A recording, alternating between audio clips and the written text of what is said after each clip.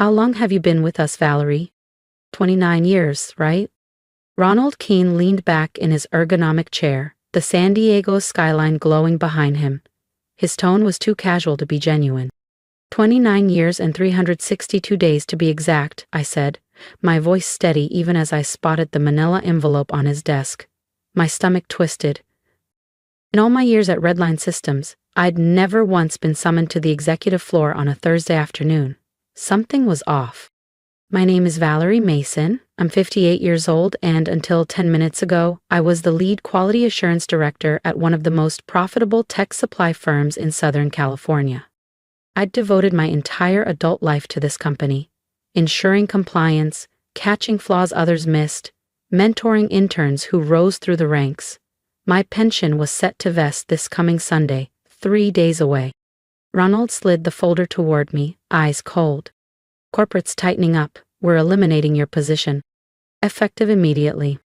The air in the room shifted. Redline had just posted its highest quarterly earnings since 2018. Budget cuts? This wasn't about money. This outlined your severance, he said, tapping the folder. Sign it by tomorrow or forfeit it all. HR will walk you out. I should have felt fury, panic, maybe even begged. But I didn't. A strange stillness settled inside me. This wasn't a decision. It was a strategy, engineered to save the company from paying what I'd earned. Thank you for the clarity, I said, rising. I didn't even glance at the papers. Ronald blinked, thrown by my calm. I knew he expected me to crumble. But I'd spent nearly 3 decades analyzing loopholes and timing. This wasn't new. Janine from HR trailed me to my office, eyes downcast as I packed. The framed photo of my son after his high school graduation, the little cactus from my sister's road trip back in 2006, and the certificate honoring my 20th service anniversary. I left behind most things. After all, what truly matters never fits in a cardboard box. I'm sorry, Valerie, Janine whispered. The security guard waited near the exit. This isn't right. It rarely is, I replied, with a faint smile, but it's far from over. But inside I knew better. This wasn't just unethical. It was potentially illegal. For the past 4 years, I'd quietly documented a string of financial irregularities that spiked after Ronald Keene joined Redline Systems. I'd filed detailed internal memos, flagged unexplained discrepancies, and even questioned backdated reports that didn't align with vendor timelines. Every time, the response was the same. This isn't your concern. The elevator ride down was eerily silent. The security guard at the front desk gave me a sheepish glance. Take care, Mrs. Mason, he mumbled, clearly uncomfortable. I offered a polite nod. You too. The drive back through San Diego's Mission Hills felt dreamlike. 29 years, and it ended like this, with a manila envelope and a box of memories. The early April drizzle clung to my windshield as I passed the bluff overlooking the beach, where I'd scattered my husband Daniel's ashes 12 years ago. Past the school where Eli, my son, gave his valedictorian speech in 2005. Toward the 2-story home I'd maintained on a single income, believing loyalty still meant something. I remembered the birthday parties I left early, the late-night flights to ensure compliance audits were complete, the weekends buried in spreadsheets while others lived their lives. When I parked in the driveway, I didn't move for several minutes. Ronald had been with Redline for barely 7 months. He came from a consultancy background, always talking about optimization. I knew the moment I pushed back on his proposal, one that bypassed key safety protocols, that I'd become a problem to be solved. Inside, I brewed chamomile tea, sat at the kitchen table, and opened the severance packet. The contents were insulting. 12 weeks' pay, no pension, no medical coverage, and a sweeping release from all legal claims. It read like a gag order disguised as a bonus check. I was expected to sign by Friday at 5 p.m. They were betting I'd panic, but they underestimated me. I set the paperwork aside and walked into my small home office. Tucked behind dusty photo albums and archived tax returns was a gray fireproof lockbox. My quiet insurance policy.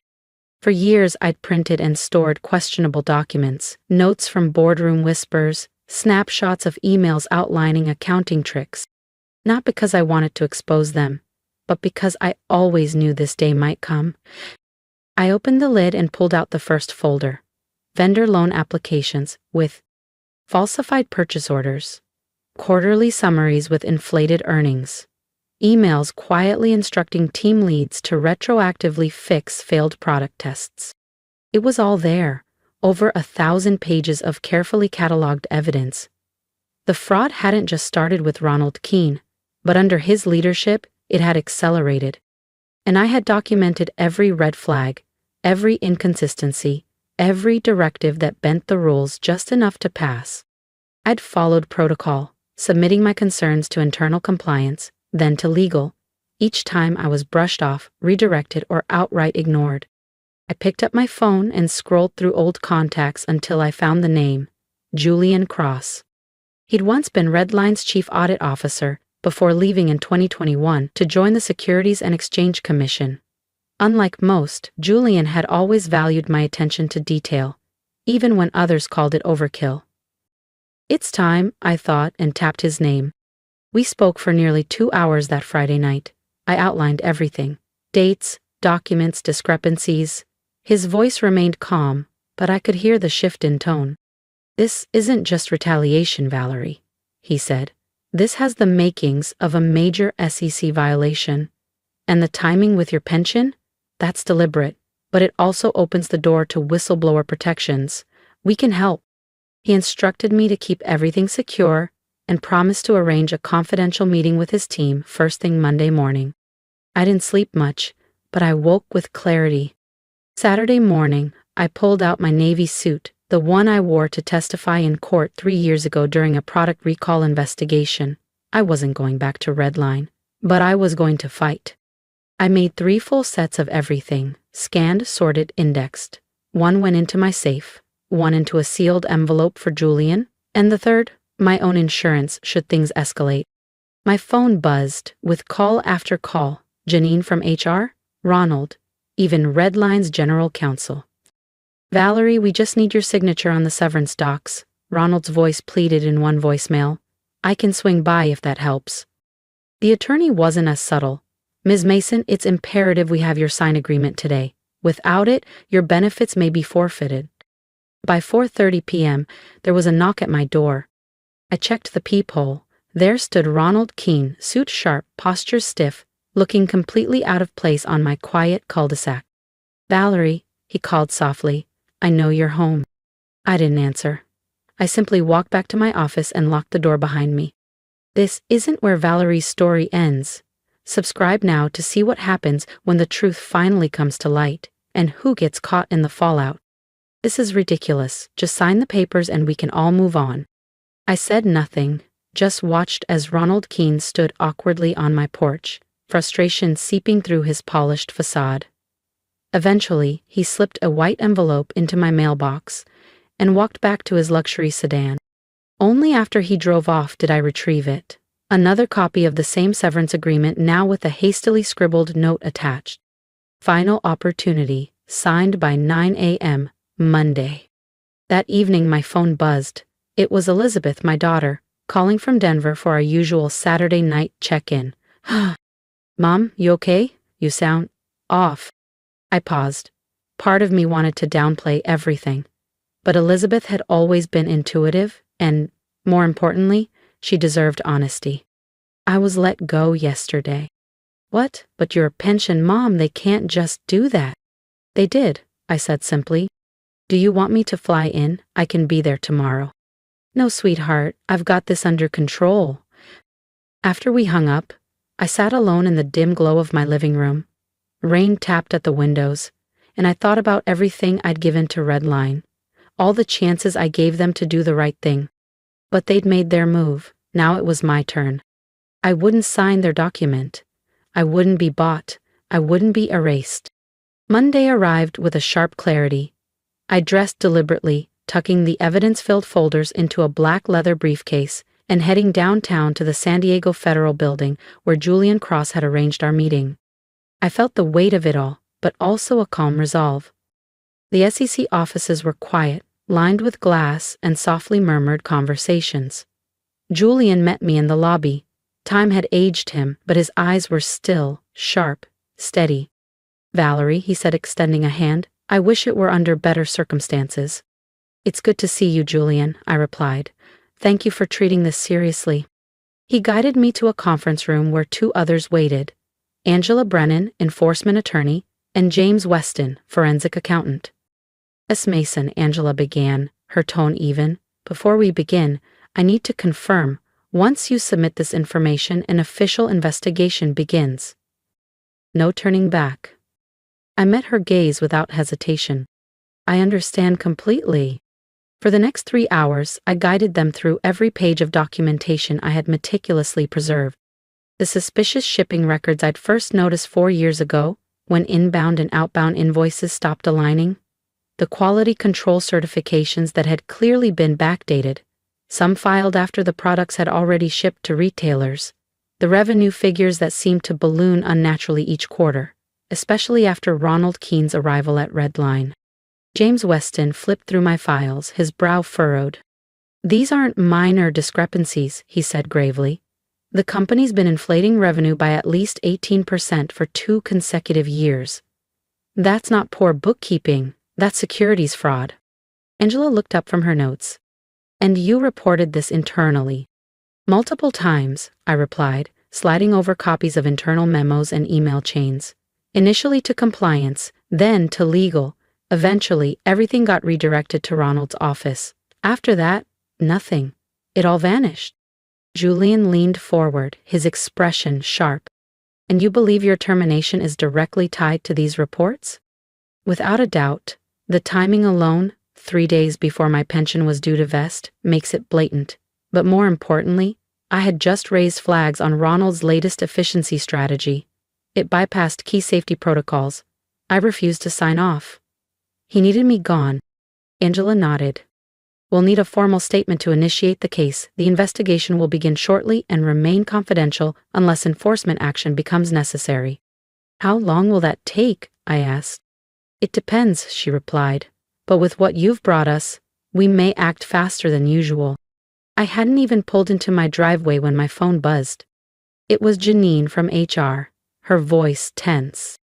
"Valerie, something's happening. The board just called an emergency meeting. Ronald's been locked in his office since morning. There's talk the SEC has already contacted legal."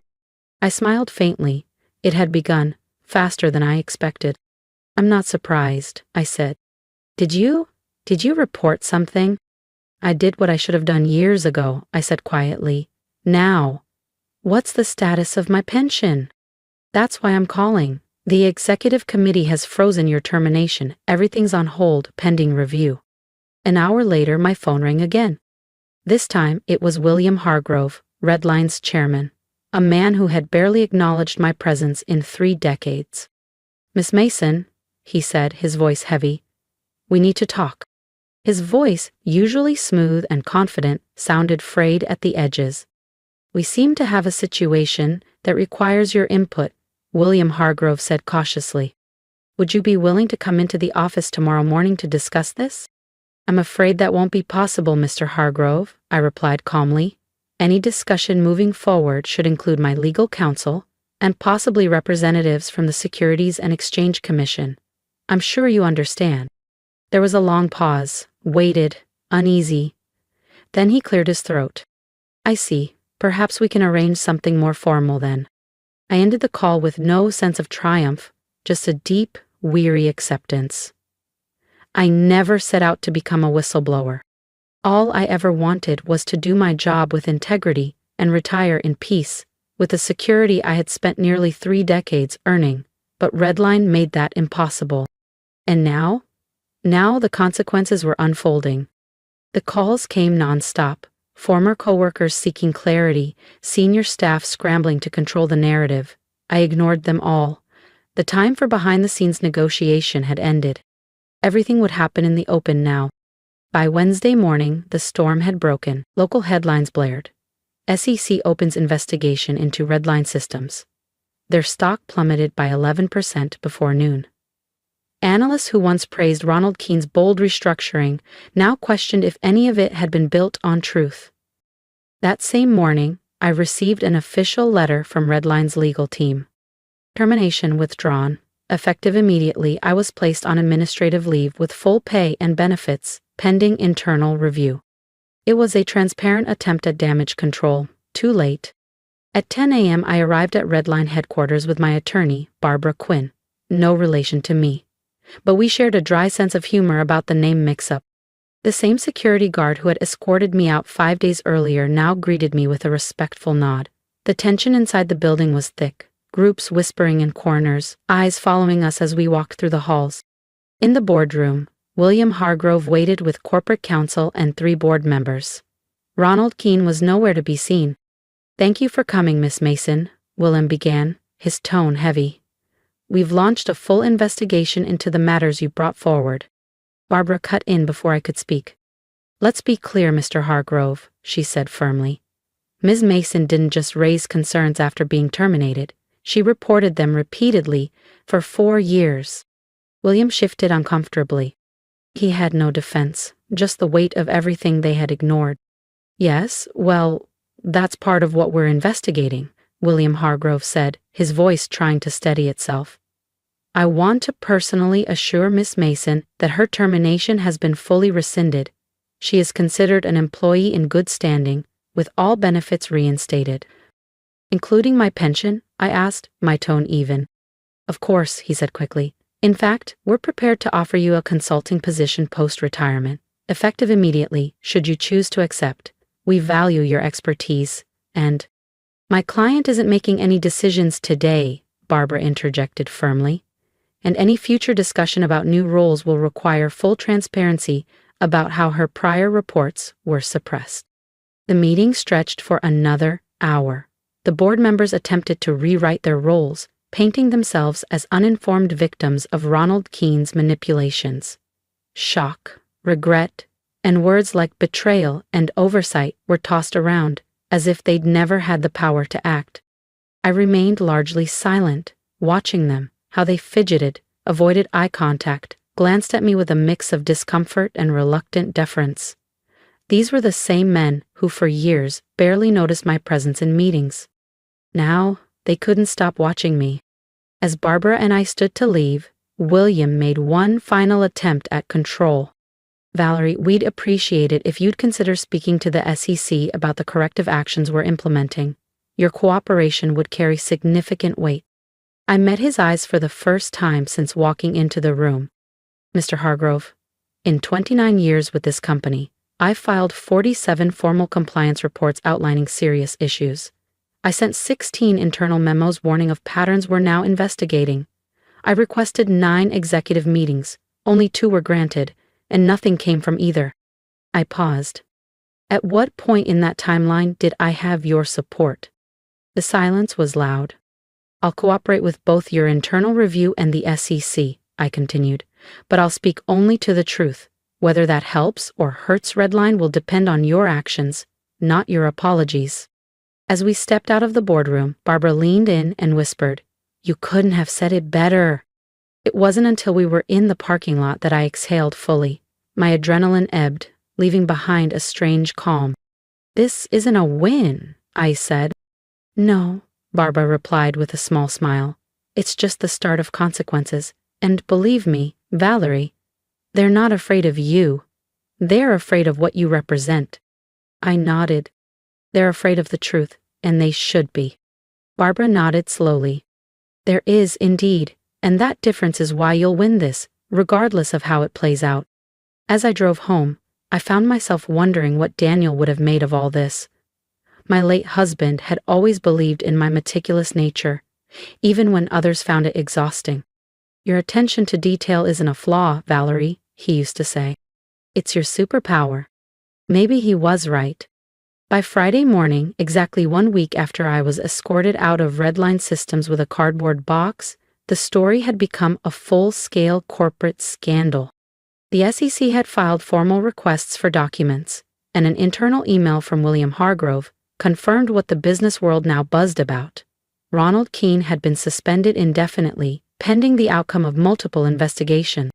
Redline's stock had already dropped by nearly 30%, sending its largest investors into damage control mode. Partners began distancing themselves. And suddenly I wasn't just Valerie Mason, the overlooked compliance officer. The press called me the woman who exposed Redline. A whistleblower. A watchdog. A problem they could no longer ignore. I wasn't comfortable with the attention, but I stayed grounded, focused on the case, working side by side with Gregory's SEC team, now operating from a satellite office 2 blocks from Redline's headquarters. The evidence I had submitted opened the first cracks, but what came pouring out next revealed just how deep the rot went. Gregory called later that day, his tone unusually serious. "Valerie, it's worse than we thought. This goes back at least 5 years, before Ronald arrived." "I had a feeling," I said quietly. There were patterns I could never confirm, executive files I wasn't allowed to access. "Well," Gregory replied, "we've accessed them now, and they show a coordinated effort to inflate Redline's valuation. At least 3 board members signed off on those deals. They can't play ignorant." It should have made me feel vindicated, but it didn't. Instead, it left a bitter taste in my mouth. I had given this company everything, and in return, I had unknowingly helped shield its darkest secrets. Later that afternoon, Elizabeth called. Her voice was clipped with fury. "Mom, did you see the interview?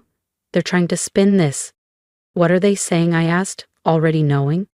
"Langston's claiming you were bitter, that you had performance issues, that you're just retaliating." I exhaled. Not surprised, not shaken, just disappointed.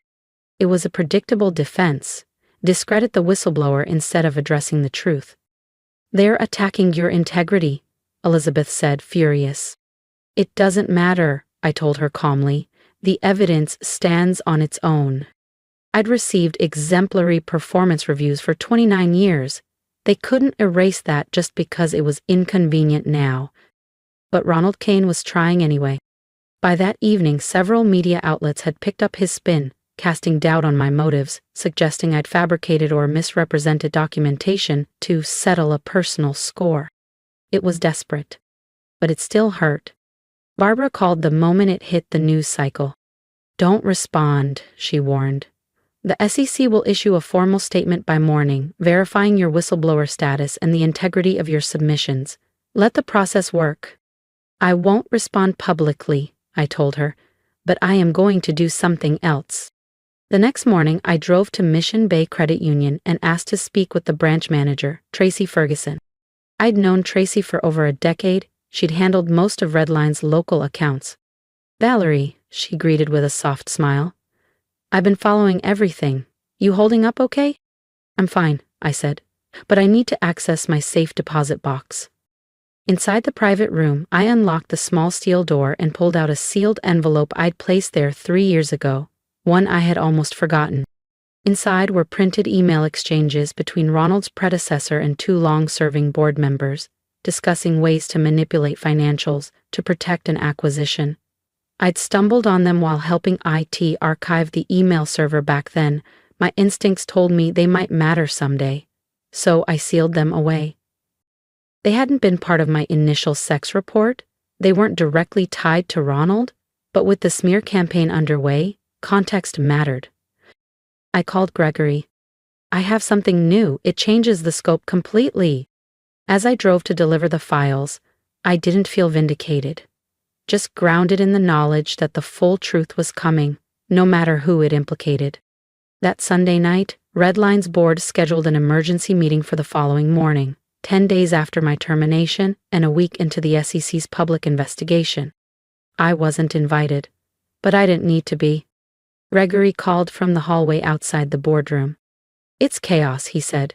"The SEC team laid out preliminary findings. 3 board members have already resigned. Ronald's trying to blame legacy practices.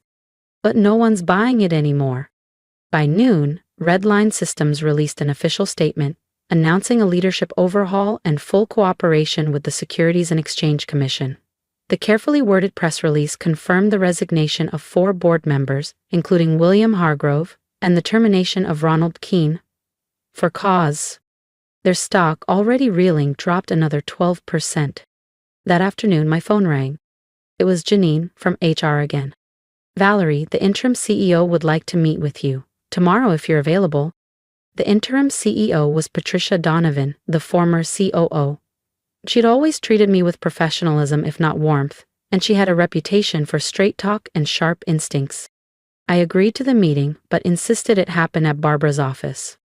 The next morning, Patricia arrived looking tired but composed. "Valerie," she said without preamble, "I'm not here to make speeches. The company's in crisis, and you're at the center of it. Not because you did something wrong, but because you were the only one who consistently did what was right." She slid a folder across the table. The resemblance to the termination paperwork Ronald had handed me just 11 days ago wasn't lost on me.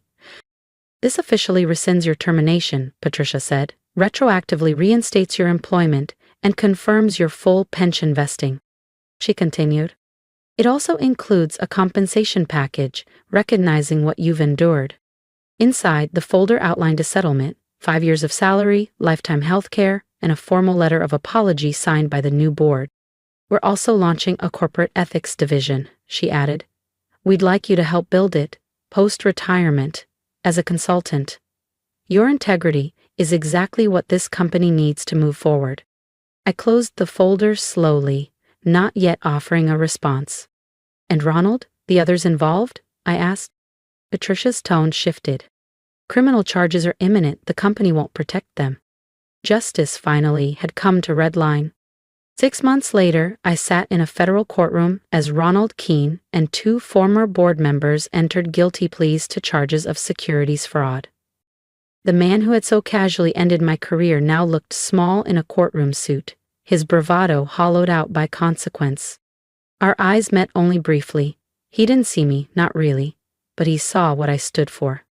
Accountability. The Redline scandal became a landmark case on corporate misconduct and the silent strength of internal compliance officers. I declined the consulting offer. Instead, I joined forces with federal regulators, designing better whistleblower protections and training programs. My story had sparked others to come forward. And in doing so, we changed the rules, together. The SEC awarded me a substantial whistleblower settlement, 15% of the penalties levied against Redline systems. Combined with my pension and the compensation package, I now had a level of financial security I'd never thought possible. But more importantly, I had freedom and a voice. I used part of the award to establish a scholarship fund for young women pursuing degrees in corporate ethics and compliance. I named it after Daniel, my late husband, whose belief in my quiet strength never wavered. A few months after the case closed, Elizabeth relocated from Denver to be closer to me, bringing my 2 grandchildren along. We spent weekends at my new home overlooking Mission Bay, sharing laughter, bike rides, and stories I'd never had time to tell when I was buried in reports and late-night audits. One warm evening we sat on the back deck, watching the pink light fade across the water. Elizabeth turned to me. "Mom, do you ever regret staying at Redline all those years? After how it all ended?" I thought for a moment, then shook my head. "No," I said. "I regret that I had to expose them, but I don't regret the work. I always tried to do what was right, even when no one noticed." I paused, then added, "Integrity doesn't mean much when it's convenient. It means everything when it costs you something." Elizabeth nodded slowly. "You taught me that," she said, "not by telling me, just by being who you are." That hit deeper than any headline or court ruling, not the public vindication, not the payouts. That knowing I'd passed on something real was the most meaningful reward of all. As for Redline Systems, the company survived, though smaller and under heavy scrutiny. The new leadership installed robust compliance systems and transparent reporting practices. I still receive their annual reports. Maybe as a courtesy, maybe as penance, I read them with a sharp eye and quiet satisfaction. Some people call my story revenge. I don't see it that way. I just did what I'd always done. I documented what was true. I reported what I saw. And this time, finally, they listened. If you've stayed with me through this story, thank you. Not just for listening, but for truly seeing what it took to stand my ground when everything around me told me to stay silent. I didn't come forward to become a symbol. I came forward because I couldn't keep pretending everything was okay when I knew the truth was being buried. And if my story has moved you in any way, I ask you, leave a comment below. Tell me what you would have done in my shoes, or share a time when you had to stand alone for something that mattered. I read every word, and I promise you, your voice matters too. And if you believe in stories like mine, stories of quiet strength and difficult choices, hit that subscribe button. Not for me, but for everyone who's ever been overlooked, underestimated, or unheard. If there's one piece of advice I can leave you with, it's this: do the right thing when no one's watching. Because those moments, the ones where there's no spotlight, no applause, and no immediate reward, are where your integrity is built. You may not see the results right away. In fact, it might cost you, but trust me, you'll sleep better knowing you didn't trade your values for convenience. Stand up, speak out even if your voice shakes. Because truth has a way of finding its place, and when it does, it needs people like you to protect it. Valerie.